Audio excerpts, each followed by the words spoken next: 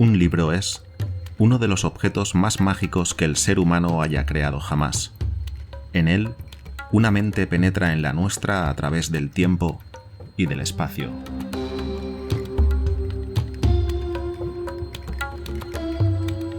Pónganse cómodos y acompáñenme, soñadores y soñadoras. Dejemos que los mitos de Lovecraft exploren los más oscuros rincones de nuestro ser.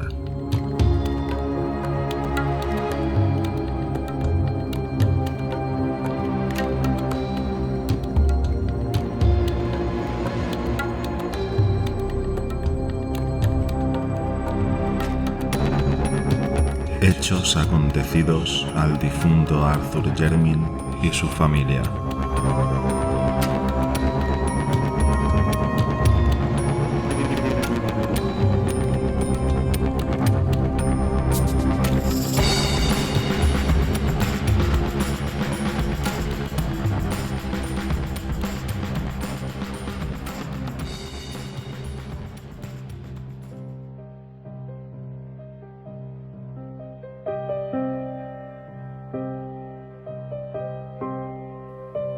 La vida es algo horrible, y por debajo de los antecedentes que de ella conocemos, asoman indicios demoníacos que a veces la hacen 1000 veces más horrible.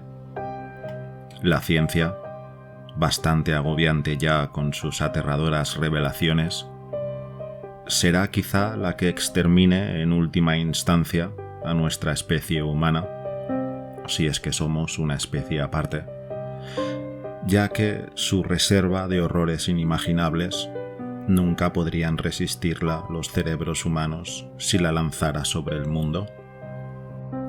Si supiéramos lo que somos, haríamos lo que hizo Sir Arthur Jermyn. Arthur Jermyn se empapó de petróleo y prendió fuego a sus ropas una noche. Nadie recogió sus restos carbonizados en una urna ni levantó un monumento conmemorativo en su honor, pues se encontraron ciertos documentos y cierto objeto dentro de una caja, lo cual hizo que los hombres desearan olvidarse de él. Algunos de los que lo conocieron no admiten siquiera que haya existido. Arthur Jermyn salió al páramo y se prendió fuego después de ver el objeto que contenía la caja que le había llegado de África. Fue ese objeto, y no su extraño aspecto personal, lo que le hizo poner fin a su vida. A casi nadie le habría gustado vivir poseyendo los extraños rasgos de Arthur Jermyn, pero él había sido poeta y erudito, y no le había importado. Llevaba la erudición en la sangre, pues su bisabuelo, Sir Robert Jermyn, había sido un antropólogo de renombre, en tanto que su tatarabuelo, Sir Wade Jermyn, fue uno de los primeros exploradores de la región del Congo y había escrito doctamente sobre sus tribus, sus animales y sus supuestas antigüedades. En efecto, el anciano Sir Wade había poseído un fervor intelectual casi rayano en la manía. Sus extrañas conjeturas acerca de una prehistórica civilización congoleña de raza blanca le granjearon bastantes burlas cuando fue publicado su libro Observaciones sobre las diversas partes de África. En 1765, este intrépido explorador había sido internado en el manicomio de Huntingdon. La locura estaba presente en todos los Jermyn, y la gente se alegraba de que no hubiera muchos. La estirpe no se ramificó, y Arthur era el último vástago. De no haberlo sido, nadie sabría decir lo que hubiera hecho cuando llegó el objeto. Los Jermyn nunca parecieron completamente normales. Les pasaba algo. Aunque Arthur era el peor, y los viejos retratos de familia de Jermyn House, anteriores a la época de Sir Wade, mostraban rostros bastante bien parecidos. Sin duda alguna, la locura comenzó con Sir Wade, cuyas descabelladas historias sobre África eran al mismo tiempo la delicia y el terror de sus escasos amigos. Se adivinaba en su colección de trofeos y especímenes, tan diferentes de los que un hombre normal reuniría y conservaría, y se ponía de manifiesto de manera sorprendente en la reclusión típicamente oriental en que mantenía a su esposa. Esta, había dicho él, era hija de un comerciante portugués que había conocido en África, al que no le gustaban las costumbres inglesas. Ella le había acompañado, con su hijo de corta edad nacido en África. Cuando volvió del segundo y más largo de sus viajes, y se había ido con él en su tercero y último, del que nunca regresó. Nadie lo había vuelto a ver de cerca, ni siquiera a los criados, pues tenía un carácter violento y raro. Durante su breve estancia en Jermyn House, ocupó un ala remota, y solo la atendía su marido. Sir Wade mostraba en efecto una manera muy extraña de ocuparse de su familia, pues cuando regresó a África no permitió que nadie cuidara a su hijo, salvo una odiosa mujer negra procedente de Guinea. A su regreso, después de la muerte de Lady Jermyn, él mismo asumió por completo los cuidados del muchacho. Pero eran las palabras de Sir Wade, particularmente cuando estaba borracho, lo que más inducía a sus amigos a considerarle loco. En una época de culto a la razón, como era el siglo XVIII, resultaba poco sensato que un erudito hablara de visiones disparatadas y de extraños paisajes bajo la luna del Congo, de gigantescas murallas y pilares de una ciudad olvidada, de ruidos cubiertos de vegetación, y de húmedos y silenciosos peldaños de piedra que descendían interminablemente a la oscuridad de abismales sótanos que ocultaban tesoros y de inconcebibles catacumbas. Era poco aconsejable, sobre todo, desvariar acerca de los seres vivos que frecuentaban tales lugares, criaturas híbridas, mitad de la selva, mitad de aquella ciudad de una antigüedad impía, fabulosas criaturas que incluso Plinio habría descrito con escepticismo, seres que podrían haber surgido después de que los grandes simios hubieran invadido la ciudad en vías de extinción con murallas y columnas, sótanos y misteriosas esculturas. Sin embargo, cuando regresó de su último viaje, Sir Wade hablaba de tales cosas con un estremecido y extraño fervor, sobre todo después de su tercer vaso en el Knight's Head, jactándose de lo que había encontrado en la selva y de haber vivido entre terribles ruinas que solo él conocía. Y finalmente, había hablado de tal modo de los seres que allí vivían que lo llevaron al manicomio. Mostró muy poco pesar cuando lo encerraron en la celda enrejada de Huntingdon, pero su mente funcionaba de manera extraña. Desde que su hijo comenzó a hacerse mayor, le gustaba cada vez menos su casa, hasta que al final parecía temerla. El Knight's Head había sido su centro de operaciones, y cuando lo confinaron expresó una vaga gratitud, como si se sintiera protegido. 3 años después, murió. El hijo de Wade Jermyn, Philip, fue una persona muy rara. A pesar del gran parecido físico con su padre, su aspecto y conducta eran en muchos detalles tan vastos que todo el mundo lo rehuía. Aunque no heredó la locura como algunos temían, era de una crasa estupidez y padecía de vez en cuando breves arrebatos de violencia incontrolable. Era de pequeña estatura, pero sumamente fuerte y de una increíble agilidad. 12 años después de heredar el título, se casó con la hija de su guardabosque, de quien se decía que era de origen gitano, pero antes de nacer su hijo se alistó en la armada como simple marinero, colmando la indignación general que sus costumbres y su desigual casamiento habían suscitado.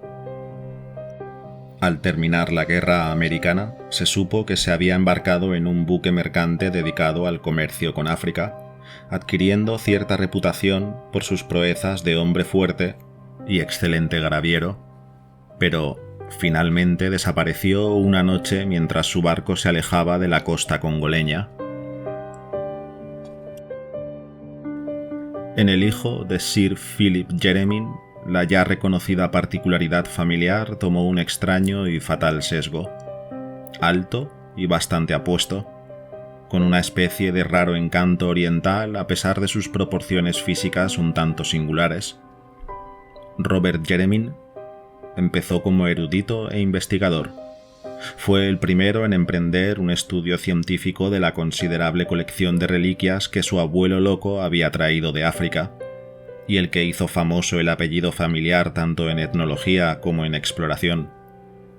En 1815, Sir Robert se casó con la hija del séptimo vizconde de Brightholm, y posteriormente fue bendecido con 3 hijos, de los cuales el mayor y el menor nunca fueron vistos en público a causa de sus deformidades físicas y mentales.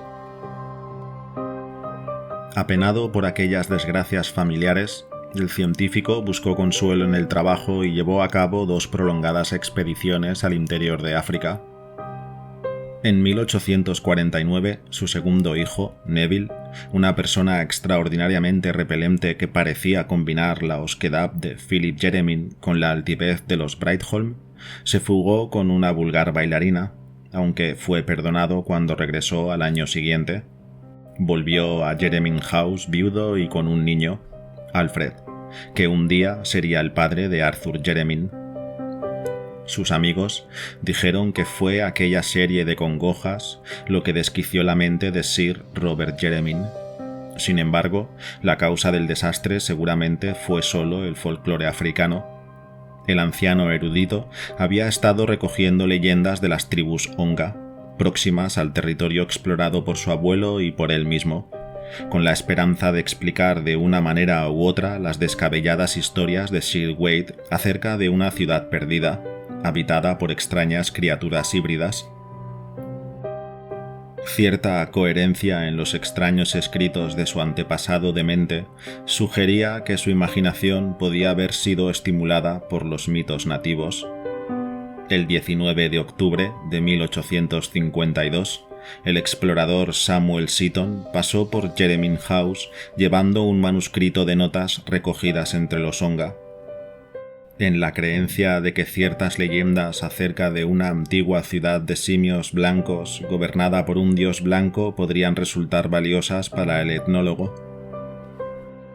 Durante su conversación seguramente le proporcionó muchos detalles adicionales, cuya naturaleza nunca se conocerá, ya que repentinamente se desencadenó una horrible serie de tragedias. Cuando Sir Robert Jeremy salió de su biblioteca, dejó tras de sí el cadáver de un explorador estrangulado, y antes de que nadie se lo impidiera, había puesto fin a la vida de sus 3 hijos, los 2 que nadie había visto nunca y el que se había fugado. Neville Jeremy murió defendiendo con éxito a su hijo de 2 años, que al parecer también estaba incluido en el terrible plan asesino del anciano. El propio Sir Robert, tras repetidos intentos de suicidio y una obstinada negativa a emitir ningún sonido articulado, murió de apoplejía al 2.º año de su confinamiento. Sir Alfred Jeremy era baronet antes de cumplir 4 años, pero sus gustos nunca se ajustaron a su título. A los 20 se había unido a un grupo de teatro de variedades, y a los 36 había abandonado a su esposa y a su hijo para seguir a un circo ambulante estadounidense. Su final fue bastante horrible. Entre los animales del espectáculo con el que viajaba, había un descomunal gorila macho de color más claro de lo normal, una bestia sorprendentemente dócil que gozaba de gran popularidad entre los artistas. Alfred Jeremy estaba particularmente fascinado por ese gorila, y en muchas ocasiones se miraban el uno al otro durante largo rato a través de los barrotes que se interponían entre ellos. Con el tiempo, Jeremy solicitó y obtuvo permiso para amaestrar al animal, asombrando al público y a sus propios compañeros con el resultado obtenido. Una mañana, en Chicago, Mientras el gorila y Alfred Jeremyn ensayaban un combate de boxeo sumamente ingenioso, el primero asestó un golpe más fuerte de lo normal, lastimando al mismo tiempo el cuerpo y la dignidad del domador aficionado. A los miembros de el mayor espectáculo del mundo no les gusta hablar de lo que siguió. No esperaban oír el estridente e inhumano grito que lanzó Sir Alfred Jeremyn, ni ver cómo éste agarraba con ambas manos a su desmañado antagonista. Lo tiraba al suelo de la jaula y le mordía endiabladamente en su peludo cuello. El gorila se había descuidado, pero no tardó en reaccionar, y antes de que su habitual domador pudiera hacer nada, el cuerpo que había pertenecido a un baronet quedó irreconocible. Arthur Jeremyn era hijo de Sir Alfred Jeremyn y de una cantante de music hall de origen desconocido. Cuando el marido y padre abandonó a su familia, la madre se llevó al niño a Jeremyn House, donde no quedaba nadie para oponerse a su presencia. Tenía algunas nociones acerca de lo que debía ser la dignidad de un noble, y se ocupó de que su hijo recibiese la mejor educación que el escaso dinero de que disponía le podía proporcionar. Los recursos de la familia eran en aquel momento desgraciadamente exiguos, y Jeremyn House se había deteriorado de manera lamentable, pero al joven Arthur le encantaba el viejo edificio y todo lo que contenía. No se parecía a ningún otro de sus antepasados, pues era poeta y soñador. Algunas de las familias vecinas que habían oído hablar de la nunca vista esposa portuguesa del anciano Sir Wade Jeremyn manifestaban que sin duda se notaba su sangre latina, pero la mayoría de la gente se limitaba a mofarse de su sensibilidad ante la belleza, que atribuían a su madre cantante, a la que no aceptaban socialmente. La delicadeza poética de Arthur Jeremyn resultaba aún más admirable a causa de su zafio aspecto personal.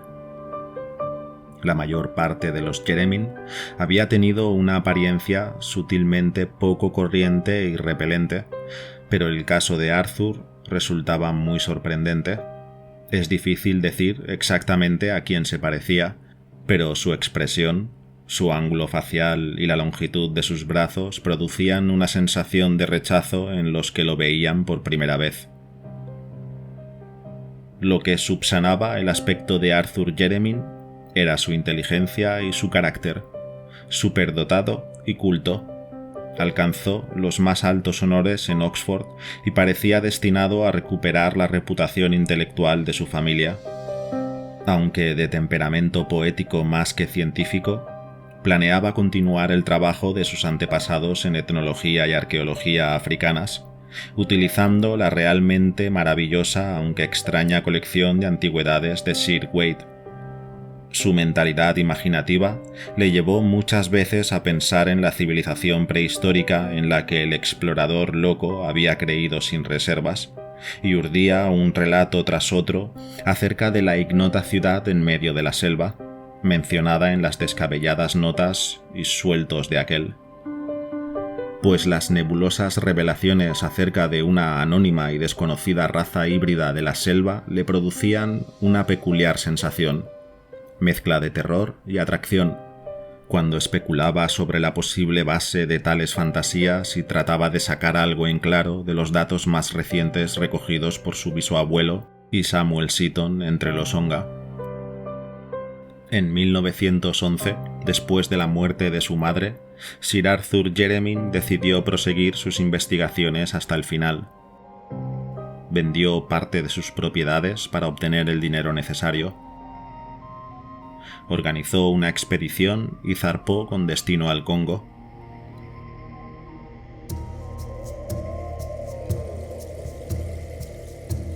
Tras conseguir de las autoridades belgas un equipo de guías, pasó un año en el territorio de los Onga y los Kaliri, donde encontró muchos más datos de los que había previsto.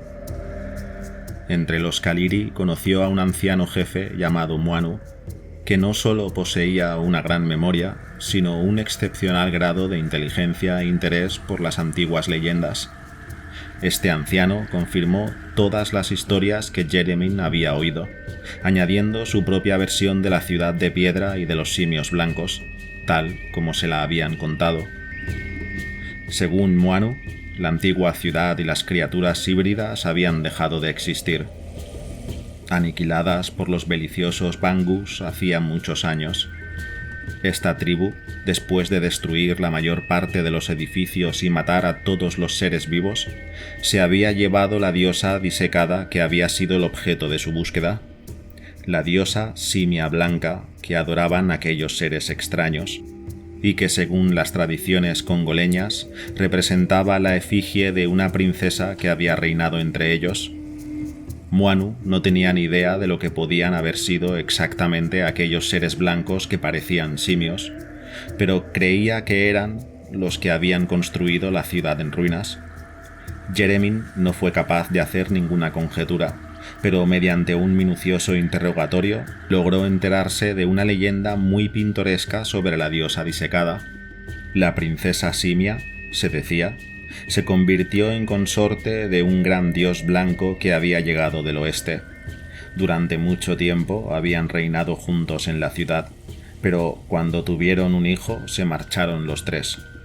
Más tarde, el dios y la princesa habían regresado, y cuando ella murió, su divino esposo había momificado su cuerpo y lo había guardado como una reliquia en un enorme edificio de piedra, donde era adorado. Luego se había marchado solo. Al llegar a este punto, la leyenda parecía presentar tres variantes. De acuerdo con una de ellas, no ocurrió nada más, salvo que la diosa disecada se convirtió en un símbolo de supremacía para cualquier tribu que lograra poseerla. Ese fue el motivo de que los Bungas se la llevaran. Una segunda versión hablaba del regreso del dios y de su muerte a los pies de su consagrada esposa. Una tercera hablaba del regreso del hijo, convertido en hombre, o simio, o dios según el caso, pero ignorante de su identidad. Sin duda, los imaginativos negros habían sacado el máximo partido de cualquiera que fuesen los sucesos que se ocultaban tras la extravagante leyenda. Arthur Jeremy no tenía ya ninguna duda sobre la existencia de la ciudad oculta en la selva, descrita por el anciano Sir Wade, y apenas se sorprendió cuando, a principios de 1912, descubrió lo que quedaba de ella. Aunque debían de haber exagerado su tamaño, las piedras diseminadas que todavía se conservaban demostraban que no se trataba de una simple aldea negra. Lamentablemente, no pudo encontrarse ninguna escultura, y lo reducido de la expedición impidió acometer el desbrozo del único pasadizo visible que parecía descender a la red de sótanos que había mencionado Sir Wade. Habló de los simios blancos y la diosa disecada con todos los jefes indígenas de la región, pero tuvo que ser un europeo el que ampliara los datos que le había brindado el viejo Muanu. Monsieur Vergaren, un agente belga de una factoría del Congo, no solo creía poder localizar, sino también conseguir a la diosa disecada, de la que había oído hablar vagamente, puesto que los otrora poderosos Bangus eran en aquellos momentos súbditos sumisos del gobierno del rey Alberto, y no sería difícil persuadirlos para que se deshicieran de la espantosa deidad que se habían llevado. Por consiguiente, cuando Jeremy zarpó rumbo a Inglaterra, albergaba la jubilosa esperanza de que, al cabo de pocos meses, recibiría la inapreciable reliquia etnológica que confirmaría la más descabellada de las historias del padre de su tatarabuelo, es decir, la más descabellada que había oído en toda su vida. Los aldeanos que vivían cerca de Jeremy House tal vez habían oído historias más descabelladas, transmitidas por sus antepasados, que las escuchadas por Sir Wade en las mesas del Knight's Head. Arthur Jeremy esperó pacientemente la ansiada caja que iba a enviarle Monsieur Vergaren, mientras estudiaba con creciente asiduidad los manuscritos que había dejado su loco antepasado. Empezaba a sentirse cada vez más afín a Sir Wade, y se puso a buscar vestigios de su vida privada en Inglaterra, así como de sus hazañas en África.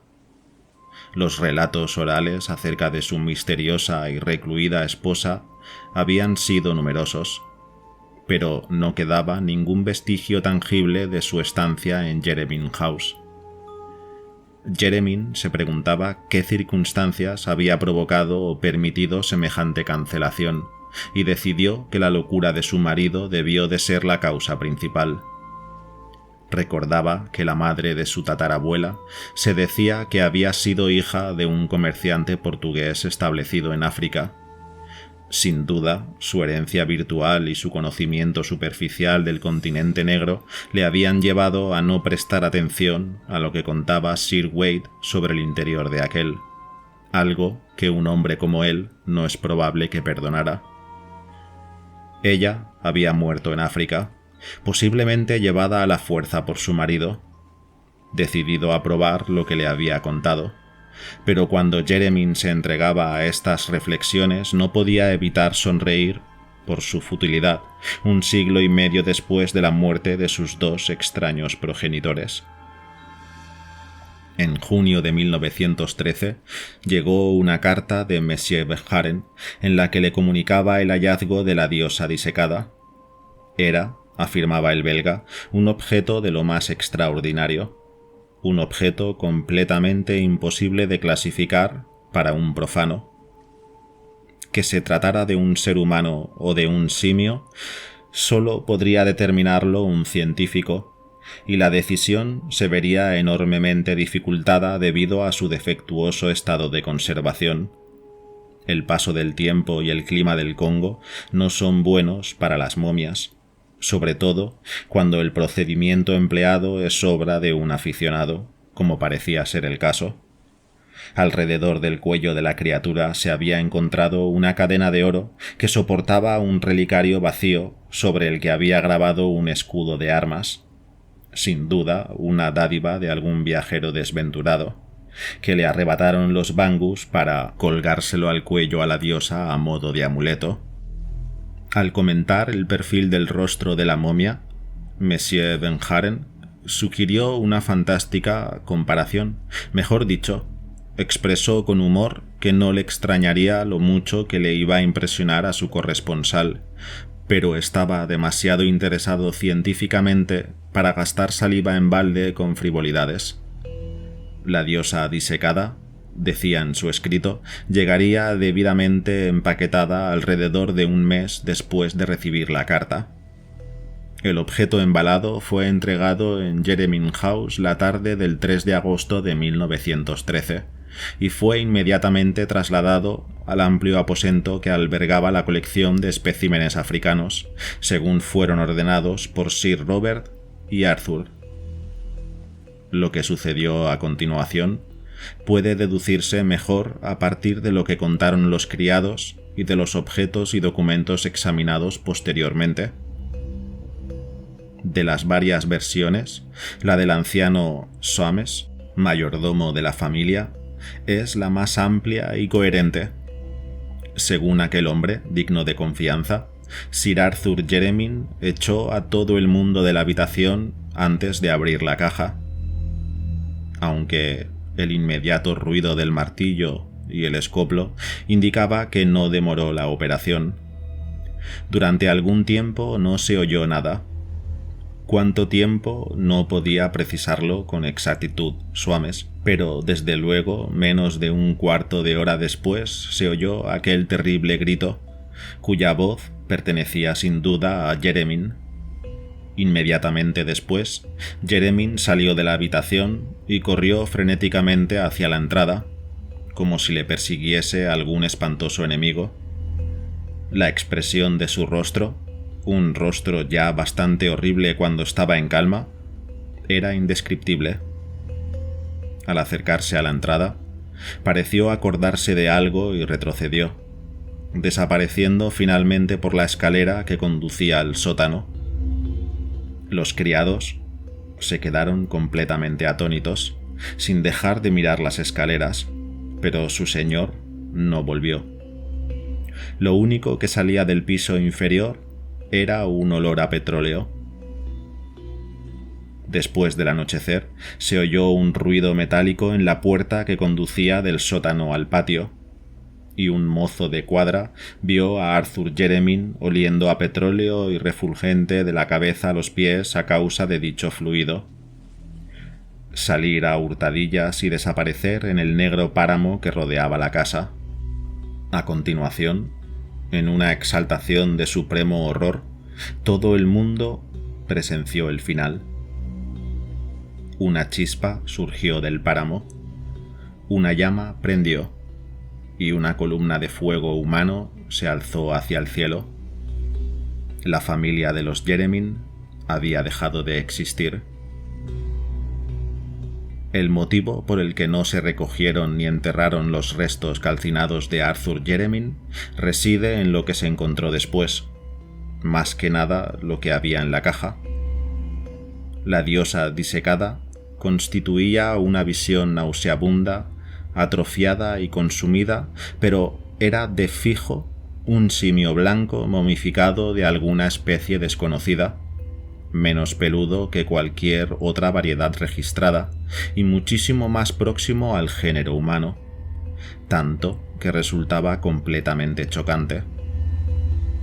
Una descripción pormenorizada sería bastante desagradable, pero destacaban dos detalles que se deben mencionar, pues encajan de un modo repugnante con ciertas notas de las expediciones por África de Sir Wade Jeremy y con las leyendas congoleñas sobre el dios blanco y la princesa simio. Los dos detalles en cuestión son los siguientes. El escudo de armas grabado en el relicario de oro que la criatura llevaba en el cuello era el escudo de armas de los Jeremy, y la jocosa sugerencia de Monsieur Verhaeren acerca de cierto parecido en relación con el apergaminado rostro se refería con vívido, espantoso y antinatural horror nada menos que al sensible Arthur Jeremy, hijo del tataranieto de Sir Wade Jeremy y de su desconocida esposa. Miembros del Royal Anthropological Institute quemaron la momia y arrojaron el relicario a un pozo, y algunos de ellos no admiten que Arthur Jeremy haya existido.